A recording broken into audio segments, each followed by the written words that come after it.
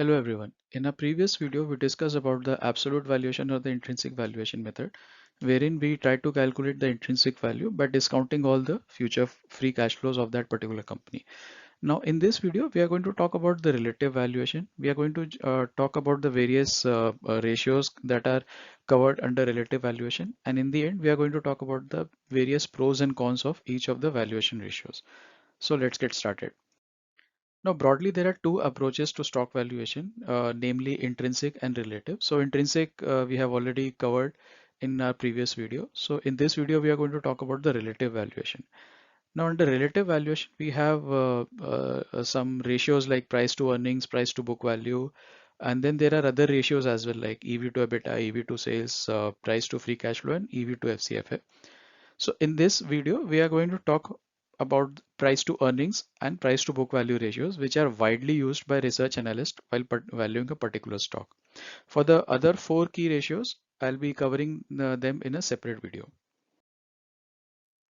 Now, before getting into the details like how do we calculate a P or a PB ratio, first we need to understand that why do we do a relative valuation, right? So while absolute valuation compares the intrinsic value of a stock with its current market price, in a relative valuation, a stock is valued based on how the markets are pricing similar assets, right? So just to give you an example, like if you are buying a house in a particular neighborhood, so one of the key things what we do is that we compare the price of our house that we are going to buy with respect to the prevailing prices of the other similar houses that is currently being there, right? So same concept is being deployed in the stock market, wherein let's say if I'm trying to compare a company like Britannia. So what I'll be doing is I'll be comparing Britannia with respect to companies which are operating in the similar sector. So in this case it is FMCG. So what I'll do is I'll compare Britannia with respect to let's say HUL or a Nestle or a Marico. So that is the key element in a relative valuation, that we have to ensure that the company that we are trying to value, we should take the it has to be a fair comparison. Now I cannot compare a Britannia with a let's say company like Reliance or Infosys or TCS for that matter, right? So there has to be fair comparison, an apple to apple comparison. It is also much easier to perform and it more likely reflects the market mood of the moment. And it is also used for initial screening to find out if there are any undervalued stocks or undervalued sector for that matter. So basically what we do is relative valuation is that maybe we can look out the ratios that we are going to discuss in the subsequent slides. Maybe we can check for those ratios for few companies, or maybe we can check the ratios for that entire sector as well and compare it how these numbers have fared historically. So just to give you an example that maybe two examples I can give. The first one is like the situation that happened somewhere in September 2018 with one of the biggest infrastructure housing infrastructure finance companies defaulting on their obligations and not honoring their payments, the debt payments and all. So the markets were having a very negative view for all the finance companies, and especially these NBFCs. And if you go on and if you now see and check their performances in that particular especially in Q4 of 2018, now you will see that they performed very badly as compared to other sectors because the markets were not giving them the markets were not treating them fairly because of the risk that the markets are anticipating. And if basically this is where the relative valuation ratios try to help us out. Second example which we can quote is as recently in some 3 to 4 months back, wherein we have seen that all these pharmaceutical companies with this outside of pandemic, these pharmaceutical companies have performed very well with respect to the other sectors. Why? Because the markets are anticipating that these pharmaceutical companies might grow in future at a very rapid pace as compared to the overall economy, or maybe as compared to the other sectors. So again, it depends on how the markets view what the markets are having in their thoughts, and accordingly they price in the particular stocks or maybe the entire sector as well. So this is where the relative valuation as a process can help us out in screening if there are any undervalued stocks or for the sector for that matter. And again, the underlying presumption in this case is that markets are efficient, again built on the efficient market hypothesis. Now, how do we perform a relative valuation? So although relative valuation looks easier on the face of it, but then there can be multiple issues which can lead to incorrect valuation if we do not pay attention to few of the key factors. Now, what are these key factors? So the first point is that we need to find companies which are similar to the target company. So what is the target company? The target company is a company which you are trying to value. So the first point is we need to find similar companies to our target company, and then scale the market prices of each of these companies, including the target company, to a common variable. Now, this common variable can either be the sales, or it can be, it can be the earnings, or it can be the book value. We are going to discuss few of these ratios in the coming slides. And then the third key point is that adjust for the differences or rationalize the differences if there are any differences while comparing these ratios. And it becomes very important because if we do not adjust or rationalize these differences, then the numbers may tell a different story altogether. Now, as this method involves scaling the current market price of a stock with a common variable, ensure that the scaling is done correctly to maintain homogeneity. So what it means is that if basically ratio is nothing but numerator divided by denominator, right? So we have x divided by y, something sort of thing. So what it means that if in the numerator we are taking something which is pertaining to the the equity part, then in the denominator also it has to be there, which has to be equity part. Like so say for example, let's consider a price to earnings ratio. So price is nothing but a price of an equity, or the current market price of an equity. So in the denominator also we need to take, which is take the earnings, which is again a part of equity, right? So I cannot do a price to price to operating profit, or price to let's say sales, because then it will not be a fair comparison, right? So now let's get started with our the first ratio, that is called the price to earnings ratio. And as I've written that it is often used and hence very much abused for its simplicity. So how do we calculate a firm's P ratio? Is that in the numerator we have, as the name suggests, price to earnings ratio. So in the numerator we have price per share, and in the denominator we have a earnings per share, or the EPS. Or if we want to calculate it directly, we can also divide the market cap of a particular company by its net profit, right? And in business parlance it is also known as a multiple. So whenever we sometimes we hear a company is trading at a P of, let's say, 35x, or 40x, or maybe a multiple of 10. So what it means is that people are willing to pay that much of an amount for every 1 rupee of its earnings, right? So if I say Asian Paints trades at a P of, let's say, 100, so what it means is that the investors are willing to pay 100 rupees for every 1 rupee it earns as its net profit. It is as simple as that. So if I want to look for any sort of a bargain, so what value investors do is that to look for any sort of a bargain, it is always advisable to look for a lower P stocks. But again, this comes with a disclaimer, which we are going to talk in the pros and cons section of each of the ratios, right? Now, depending upon the number that we have taken in our denominator, which is nothing but earnings per share, we can have three varieties of we can have three variants basically of a P ratio. So let's say if we consider EPS for the trailing 12 months, which is also called as rolling 12 months. So sorry, trailing 12 months. So what we get is a trailing P ratio. Now, if we consider EPS for the next 12 months, so we get a forward P ratio. And if we consider EPS for the last financial year, right? So we get a current P ratio. So before I think we get into the pros and cons section of that, I think there are a few things which you need to discuss about a P ratio. Now, equity research analyst may arrive at different values for the same stock depending upon what variant of multiple they have used, right? Like what type of P multiple they have used. So basically, if I'm say valuing a company, let's say X, so I can have three different values depending upon what ratio, what P variant did I use. So if I am valuing a company on the basis of its trailing 12 months, I'll have a certain P ratio. If I'm valuing it at a company considering 12 months in in future, that will give me a different value, and so on and so forth. Second point is that the lower P ratio doesn't mean necessarily that the stock is undervalued, and I think this has been highlighted, and uh, uh, I cannot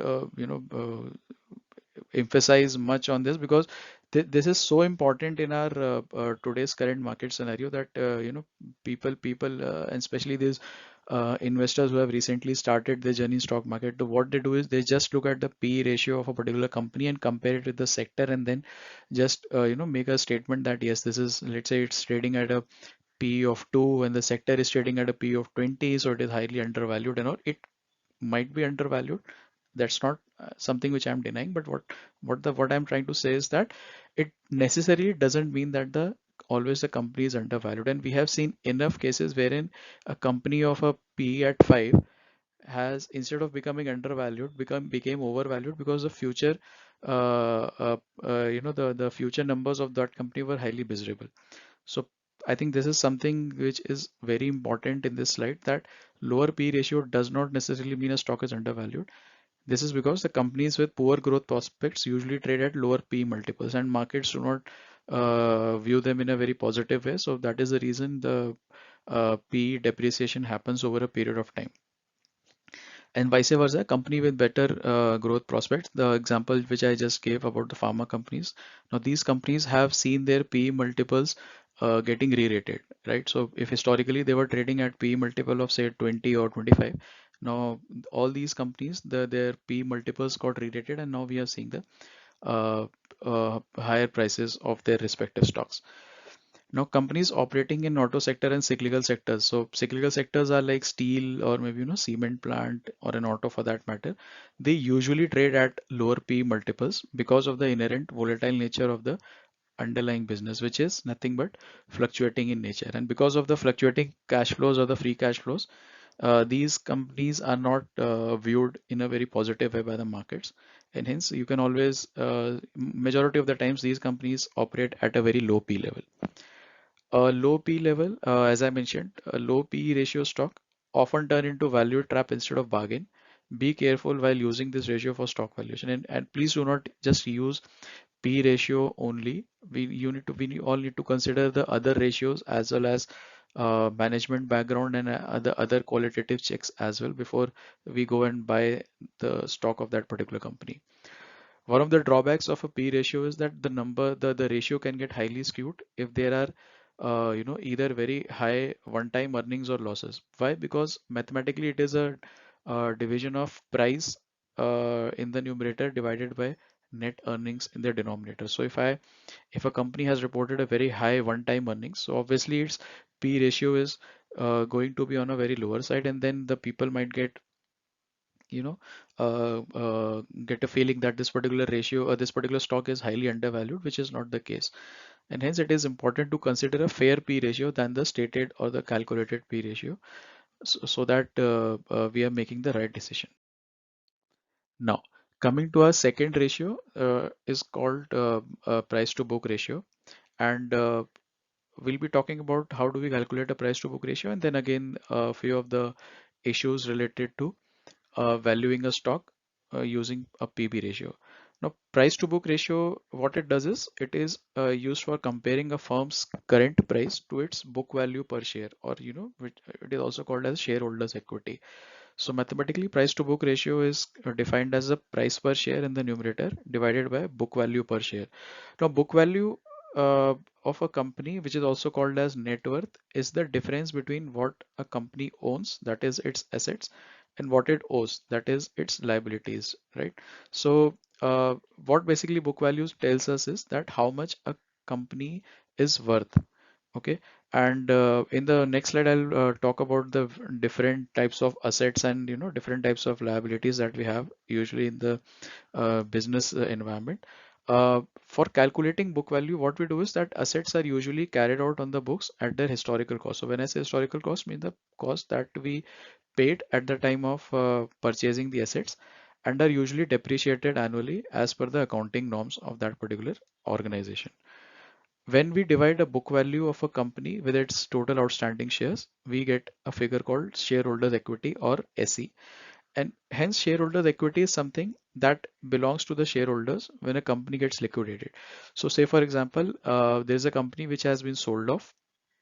So after selling all its assets and paying all the liabilities and also whatever remains is nothing but a shareholders equity. Okay. Now, before we get into the various drawbacks of the price to book ratio, what we can do is what we'll do is we'll just focus on what are the different types of assets and what are the different types of liabilities we have in a business scenario. So as you can see on the left hand side, we have assets getting bifurcated to non-current and current assets. Now, non-current assets are those which are in company for a longer period of time, right? So they are also called long-term assets, and these usually involve the property, plant, equipments, factories, goodwills, patents, long-term securities which are held for investment. So all these things comprise of all these things are fall under the umbrella of non-current assets or the long-term assets. And then there is a second category called current assets or the short-term assets. Now, what do we mean by current assets? These are the assets which the company uses for its performing its day-to-day operations. So, for example, like assets like inventories, receivables, cash and cash equivalents, or the short-term securities for trading and all. These are few of the things which fall under current assets. And similarly, in case of liabilities, we have long-term liabilities or also called debt, and then we have short-term liabilities. So long-term liabilities are nothing but the long-term debts, long-term debt that the company has taken either in the form of bank loans or they have long-term debt in the form of, let's say bonds. They have issued the corporate bonds and so on and so forth. And then there are provisions. There are many companies which have a provisions for in future if there are any obligations for funding a pension and so on and so forth. So these are few of the long-term liabilities, and the short-term liabilities again nothing but short-term debt. Which can be in the form of commercial papers or CPs, notes payable, or the accounts payable.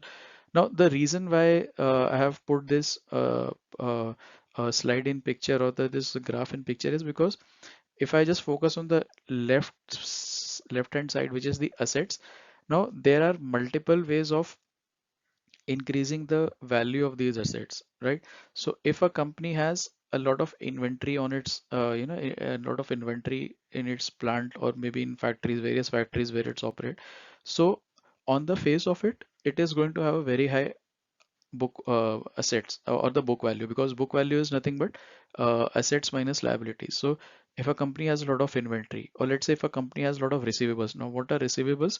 Let's say if a company has provided the services, or if it has delivered a product to its customer but the customer has not yet paid to the company, so it is being termed as a receivable that the company has recorded a revenue and accordingly the profit, but then it has not received the payment from the customer. So that is that gets recorded under receivables.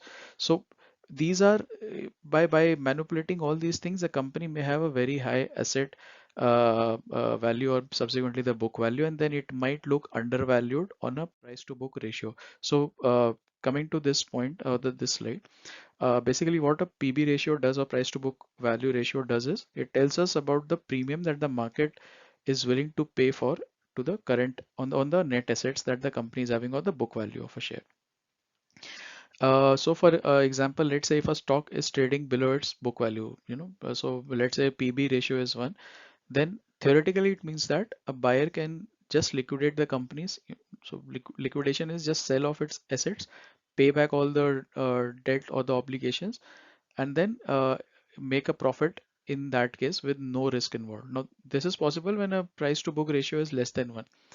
Now, but then the problem with this particular scenario is that, and that's what is being written, that one should, however, always be skeptic of the stated book value, as not all the assets can be sold off at the prices stated in the balance sheet of a company.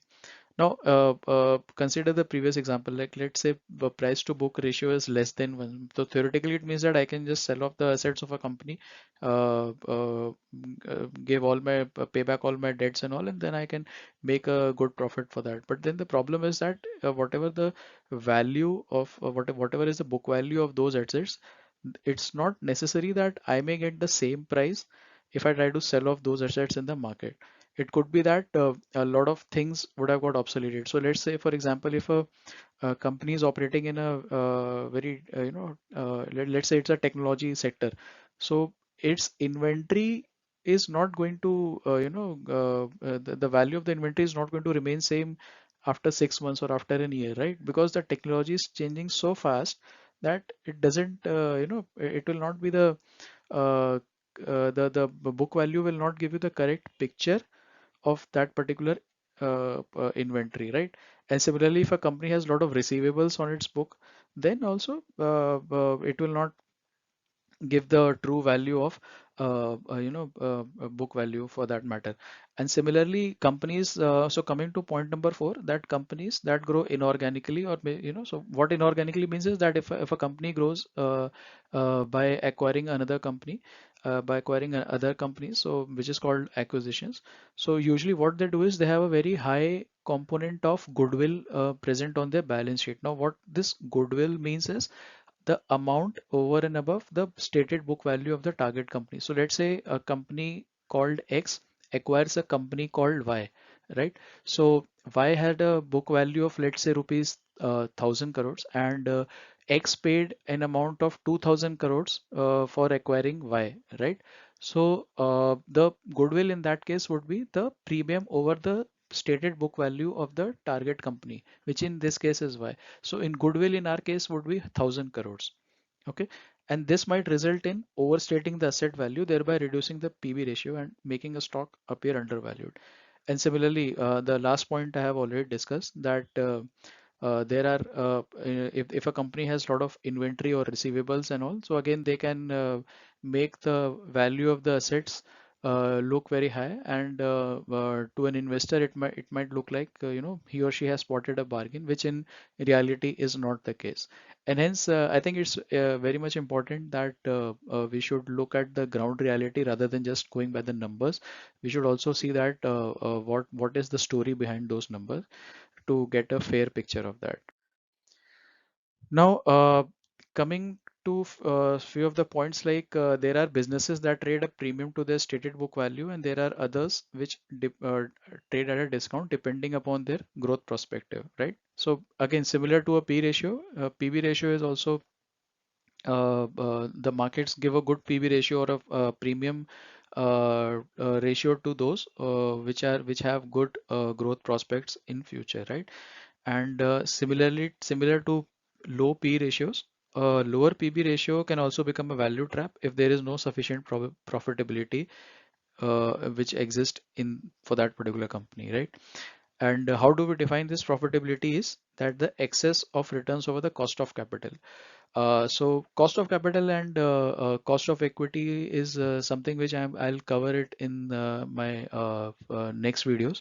So for the time being, just remember that cost of capital is nothing but cost of borrowing, right? So if my return on equity is greater than my cost of capital, or in this case cost of equity, then only the markets are going to give a fair or a premium to the price to book value. And how do we calculate return on equity is it is calculated by dividing net profit by shareholders equity. And hence companies which have high premium valuations usually have very high ROE. So if I try to correlate statistically, if I try to draw a graph between on the x-axis if I take ROE, and on the y-axis if I take the price to book value ratio, usually what we have seen is that for companies which are not operating in cyclical or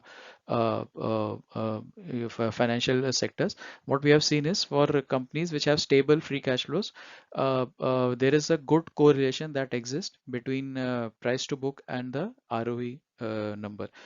And hence companies which are operating, which usually operate in capital intensive sector like auto, steel, cement, they tend to have very huge assets in the form of, let's say, plants or factories, and these companies have accordingly they have very high book values present on the balance sheet.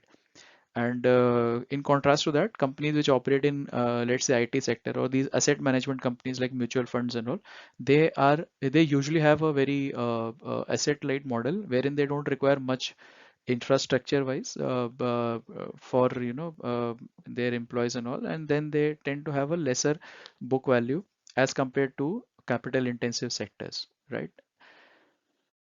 So guys, with this I think I have tried to cover price to earnings ratio. We spoke about how do we calculate a P ratio, what are its pros and what are more than pros. We should be cautious about the various value traps that can get introduced while we are doing valuation using price to earnings or price to book ratios for that matter.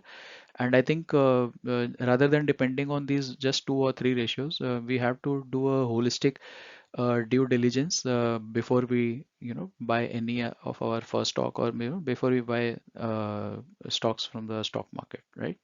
So that's all for today, folks. Thank you and have a nice day.